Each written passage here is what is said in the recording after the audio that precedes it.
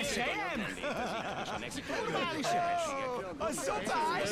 Nem nyomom. Viselkedése a válasz. A mond, azaz a módosított newtoni dinamika elmélete szerint a gravitációs erő nagy távolságokon nem a távolság négyzetével, hanem... Hogy mentél át? Az étkezés sorrendjében!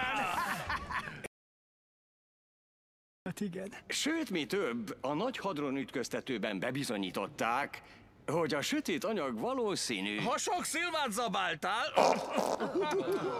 Igen. Igen. A sötét anyag valószínű... Valószínűleg a hiányzó láncszem, ami után a fizikusok évek óta kutatnak. Fos!